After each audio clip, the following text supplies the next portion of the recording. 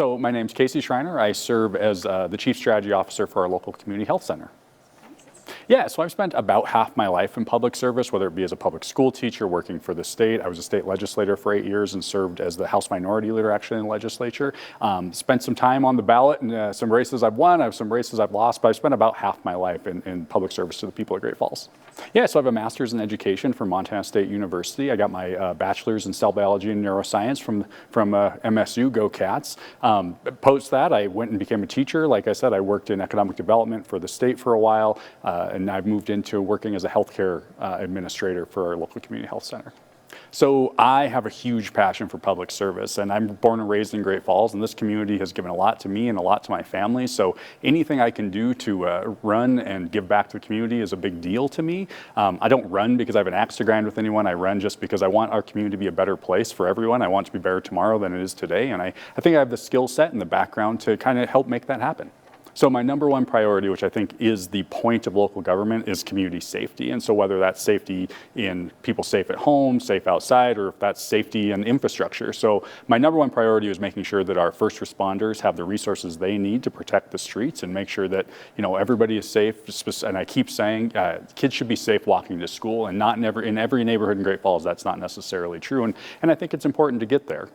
Yeah, personally, I think it's a decision that the City Commission should have stepped up and made. You know, in my I guess, sort of long career in public service, I think that you're elected to make decisions, and I think passing it to voters is not necessarily the path. That's not what they elected you for. But now that it's on the ballot, you know, whatever the people of Great Falls decides, I think it's up to the City Commission to build some rules around that and make sure that it's enforced to the best of their ability. I will say I have some concerns about the ability, given our lack of resources for public safety, for us to enforce any sort of rules around the fireworks situation. But, you know, we'll do the best we can with what the voters give us.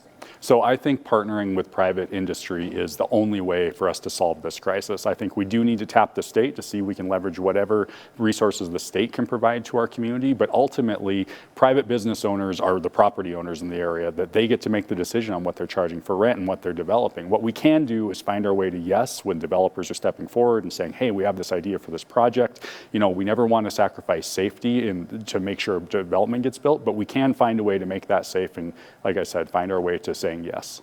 Oh, absolutely not. I mean, while the population of Great Falls hasn't actually changed much since the 1970s, the footprint of the community has changed drastically. We don't have the resources or the manpower to cover that square mile area in an efficient way, so we absolutely have to put more resources and more manpower into it. There's other things we can do. You know, I'll hear candidates talk about things like behavioral health and how do we address those things. I do think that it's not necessarily appropriate for someone with a firearm to be the first responder to every incident, but you need resources to fund mental health professionals, and we just don't have those right now. So I think there's a lot of really proactive, progressive ideas that make a lot of sense for communities. We just need the resources in order to enable to make that happen.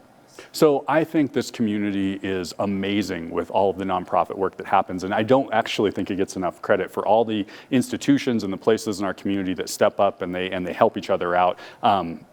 We have groups already formed, like the Continuum of Care that I think the United Way helps run, that brings together those nonprofit groups. But I think the city being at the table is an absolute must in this arena. I also think that the City Commission, along with our city manager, stepping up to advocate with the legislature to make sure more resources come to Great Falls is a must. But ultimately, I think public-private partnerships are a really good path for us to solve a number of the issues that this community has, because we just don't have the public resources. People don't want to spend a ton more in taxes, but there are business owners and entrepreneurs who have great ideas about how to mitigate some of the problems that we have, and I think bringing them to the table and having these conversations is really important. No, I absolutely think that we can do better. I mentioned earlier that our population is of like 500, 600, 700 person difference since 1972. That's not good enough for me. I don't want a huge metropolitan area, but it's hard to diversify your population and invite new businesses into your community if you don't have some sort of growth. Businesses are looking for workforce, for one, and if you don't have an adequate workforce population, which comes from new people entering your community, it's just not possible to recruit those businesses in an effective way. So I do think we can do more on that front. I think there's been great work done by groups like the Great Falls Development Alliance, and I actually think the city has done a really good job of partnering in the last couple of years on that front as well. But there's always more we can do, and that's one of the things I really want to step in and help with.